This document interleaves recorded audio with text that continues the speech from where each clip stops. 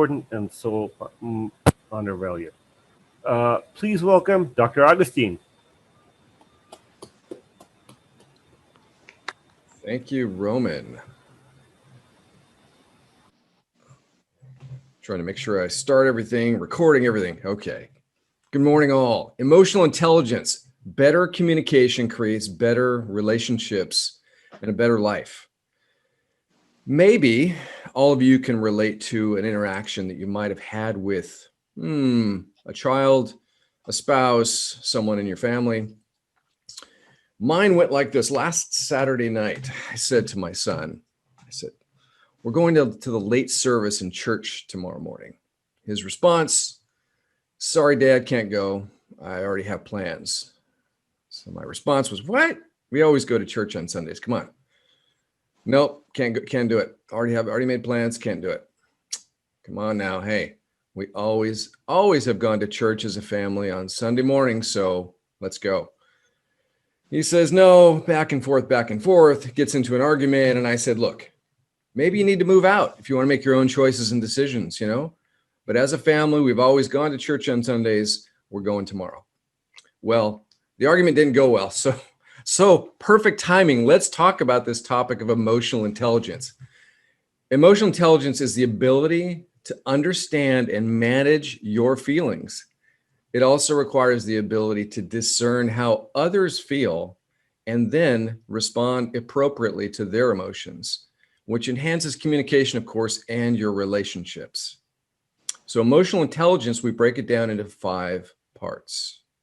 Part number 1, self-awareness. Number 2, self-regulation. Number 3, motivation. Number 4, empathy, really good one. And number 5, social skills. So self-awareness, it began with a 2-week journaling process of my emotions as I interacted with others. I also noted my own triggers and their emotions and responses. It was quite an eye-opening experience, which then led to number 2. Number 2, self-regulation. That's the process of evaluating your emotions and managing or channeling them in a productive way to improve the outcome of that situation. Could have used this, right? So this is the part that takes time and you need to work on this. So the great thing to remember here is that anyone can do this because it's a learned skill. Motivation, let's talk about that. There are 2 types of motivation, intrinsic motivation and extrinsic. Intrinsic is the ability to set clear personal goals and accomplish them without external motivating factors. Extrinsic motivation is for a leader. It's the ability to establish goals for and with your team members and encourage them to accomplish the goals that you've set based on their unique emotions and abilities as well. If you want things to go well, you take the other people into account. Empathy.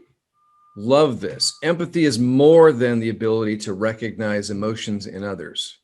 It requires understanding the impact of emotions on the person experiencing them. So if you want a better connection with someone, bring in empathy and watch what happens. I should have done this with my son. Social skills, the ability to connect with others, right? Social skills. They enhance the ability to strengthen relational bonds and nurture relationships that are critical to success. Interesting, building a high level of emotional intelligence makes building social skills much easier. Emotional intelligence is a skill that can and should be learned if you want to improve communication and enhance your relationships. Thank God that this is something that we all can learn. Pardon me a second. There. So in summary, emotional intelligence helps you manage conflict, resolve disagreements, influences others in a positive way, effectively persuade others such as when I need to help patients stay on track to make good health choices in their, process of trying to improve their wellness. Also, it improves relationships in all areas of your life. That interaction that I had with my son, well, this was the conclusion of it.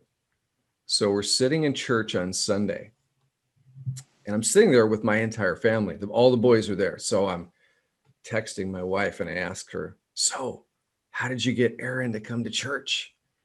Her response was, she said, please, Aaron, can you go? We always go to church on Sunday.